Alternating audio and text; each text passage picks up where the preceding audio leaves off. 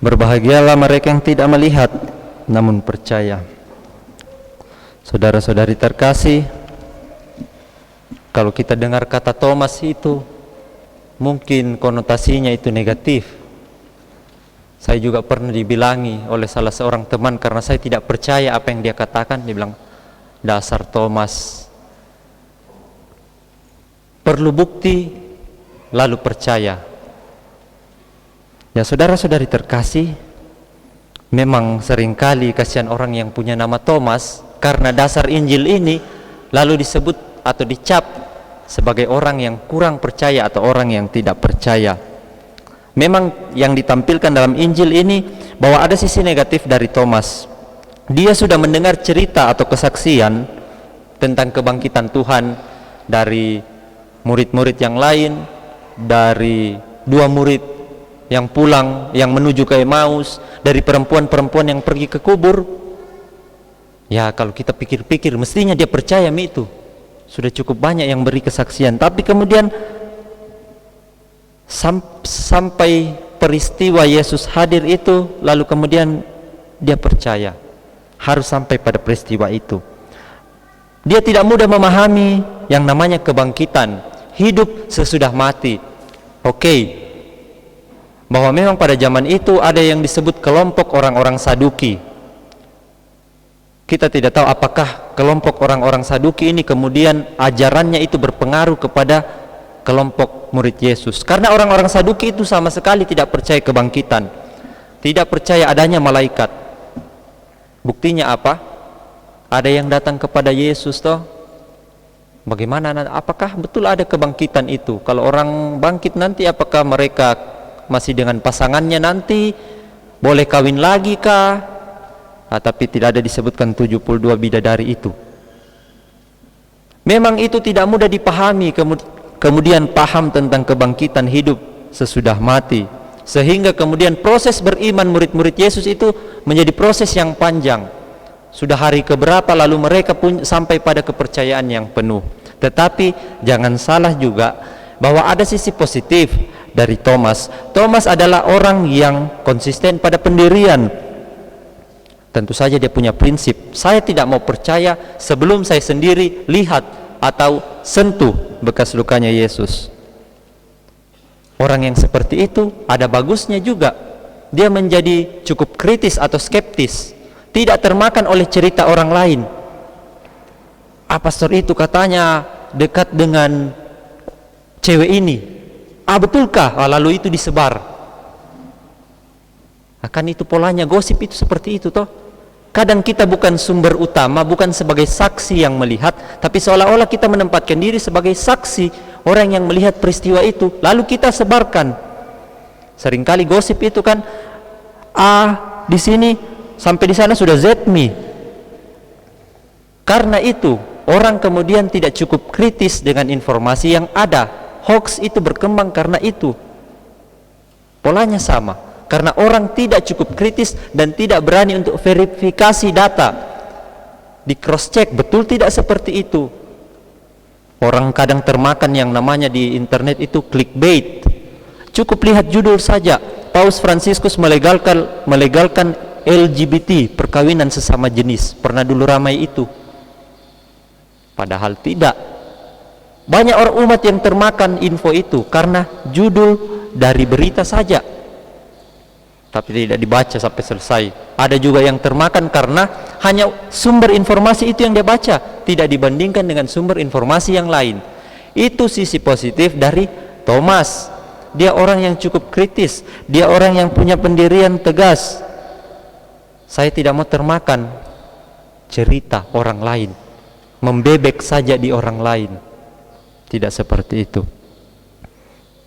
Tapi kemudian apapun yang dialami oleh Thomas, lalu kemudian dia ketidakpercayaannya itu mengantar dia kepada iman yang teguh, karena dia harus menjadi saksi. Bagaimana kemudian seorang saksi bisa menyatakan sesuatu kalau dia sendiri ragu dengan kesaksiannya? Dipanggil ke pengadilan, lalu mulai panik. Saya ingat sekali waktu saya masih di Palu kelas 5 SD. Waktu itu seorang teman pulang dari rumah belajar kelompok, seorang ya teman perempuan pulang dari rumah kami, ada ramai waktu itu.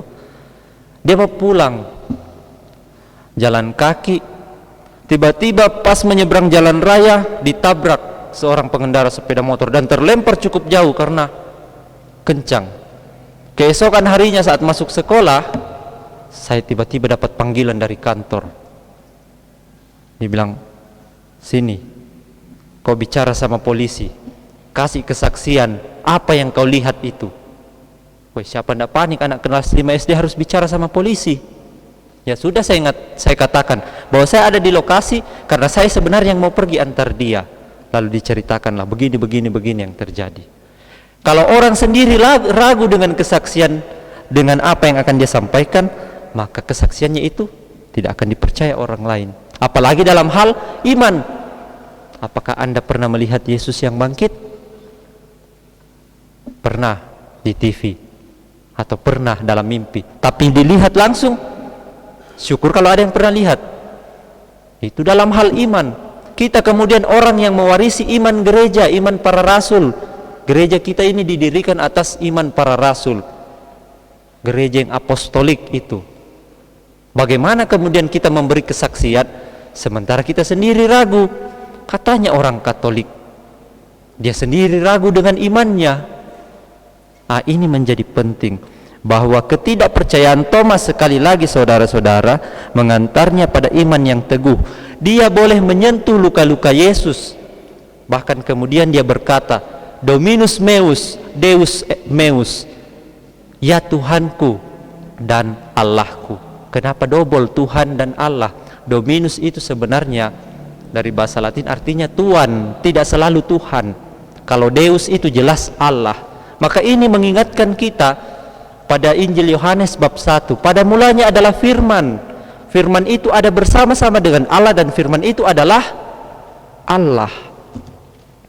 Maka betul pengakuannya Thomas bahwa Yesus itu adalah Allah, yang kemudian dalam liturgi Ekaristi ketika hosti dan piala diangkat lalu umat menyembah begini, ada yang kemudian berkata, ya Tuhanku dan Allahku, karena kamu melihat Yesus.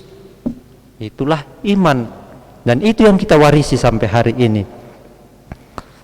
Meski gagal untuk percaya tanpa melihat, Thomas berbahagia karena diizinkan menyentuh Tuhan, dan kemudian dia mengungkapkan imannya itu dengan berkata seperti tadi, ya Tuhanku dan Allahku. Gereja juga sekarang berbahagia walaupun gereja itu tidak melihat Tuhan secara fisik, tapi percaya lewat kesaksian iman para rasul yang tertulis Injil dan tradisi suci. Tradisi suci itu bukan cuma soal liturgi saja, tapi tulisan bapak-bapak gereja, bapak-bapak apostolik dan bapak-bapak patristik. Bapak-bapak apostolik itu adalah murid-murid langsung dari para rasul.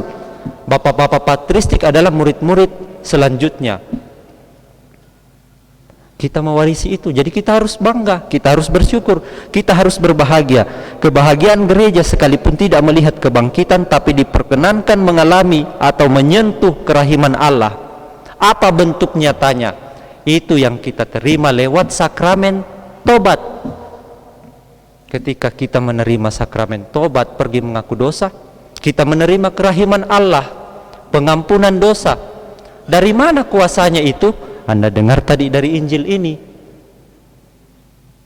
mereka dihembusi Roh Kudus. Terimalah Roh Kudus. Kalau kamu mengatakan dosa orang tetap ada, dosanya tetap ada. Tapi kalau kamu mengatakan dosa orang tidak ada, maka dosanya tidak ada. Itu diwariskan kepada siapa? Kepada murid-murid Yesus, kepada para rasul. Maka kemudian kuasa menghapus dosa itu diturunkan para rasul kepada uskup, uskup menurunkannya kepada para imam. Saya kasih katekesi tentang sakramen tobat dan dosa. Ini menjadi penting. Kadang orang tidak berpikir apa pentingnya itu sakramen tobat. Apakah itu sakramen yang kemudian membuat kita takut, malu, apalagi sama pastornya sendiri. Hai, coba pastor lain tidak apa-apa. Ini pastor yang tiap hari kita ketemu sama-sama kita main takro. Teman-teman yang main takro ini, lalu mau mengaku dosa sama dia. Tidak usah takut. Kalau pastor bocorkan dosamu itu dia akan terkena hukuman ekskomunikasi langsung tanpa diumumkan. Itu sudah ada aturan hukumnya. Sakramen tobat adalah salah satu dari 7 sakramen, salah 2 deng, yang termasuk sakramen penyembuhan. Penyembuhan secara fisik itu adalah minyak suci. Yang kedua adalah sakramen tobat, menyembuhkan relasi manusia dengan Allah dan relasi manusia dengan sesamanya. Kerahiman Allah ditemukan di situ. Tidak bisa kemudian orang berkata, saya cukup misalnya pastor rajin pergi misa, pasti dosaku diampuni. Betul, dosa diampuni, tapi dosa yang mana dulu? Dalam ajaran gereja ada 2 macam dosa, mortal sin dan venial sin. Mortal sin, mortal yang mematikan, mors. Jadi dosa yang mematikan. Dan venial sin ini dosa-dosa ringan. Nah, berarti itu sudah paham kita. Yang mana dosa-dosa berat atau dosa yang mematikan itu? 10 perintah Allah. Kalau dilanggar itu, langsung terkena dosa berat. Dan apa konsekuensinya? Dalam ajaran gereja, jiwa orang yang terkena mortal sin, dosa berat, dosa mematikan, jika tidak terampuni, maka dia langsung otomatis masuk ke dalam neraka. Wah, mengerikan memang kalau pembahasan ini. Sementara venial sin, dosa-dosa ringan, kalau memang belum sempat terampuni, kemungkinan dia masuk ke dalam yang disebut api penyucian. Api penyucian itu apa? Api penyucian itu sebenarnya bagian dari surga, Ji. Tapi belum surga yang penuh. Makanya penderitaan jiwa-jiwa yang berada di api penyucian adalah kerinduan. Seperti manusia yang rindu dengan orang yang dia kasihi. Menderita jiwa ini. Jiwa-jiwa yang di api penyucian itu menderita, mau sekali masuk surga kodong, tapi belum bisa. Jiwa-jiwa yang demikian bisa kita mohonkan kerahiman Allah. Tapi jiwa-jiwa yang sudah masuk neraka, selesai sampai di situ. Maka itu menjadi penting saudara-saudari tentang sakramen tobat itu. Sakramen tobat menghapus semua dosa, dosa berat atau dosa ringan. Kalau ekaristi ketika kita ikut ritus tobat itu, ya kita disembuhkan dari dosa-dosa ringan. Ada juga bentuk-bentuk doa yang lain, tetapi untuk dosa berat hanya bisa lewat sakramen tobat. Nah, itu menjadi penting. Apalagi minggu ini minggu kerahiman ilahi. Gereja mengajarkan lewat dekretnya Paus bahwa dalam minggu kerahiman ilahi umat bisa mendapatkan yang namanya indulgensi penuh. Indulgensi penuh, penghapusan dari siksa dosa, siksa akibat dosa. Bagaimana syaratnya? Pertama, mengikuti perayaan Ekaristi pada hari Minggu Kerahiman hari ini.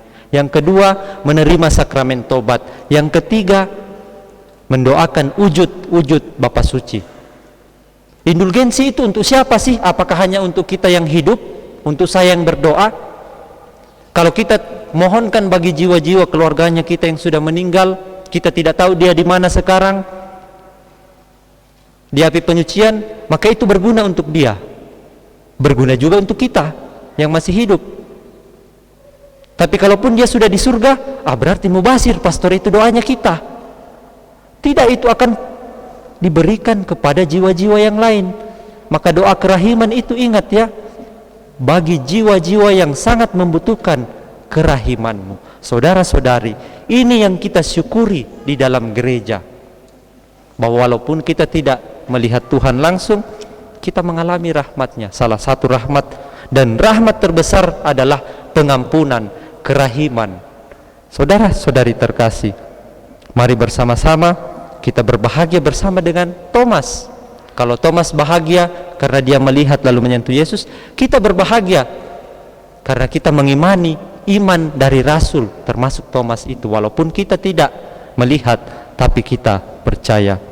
Kemuliaan kepada Bapa dan Putra dan Roh Kudus, seperti pada permulaan, sekarang, selalu, dan sepanjang segala abad. Amin.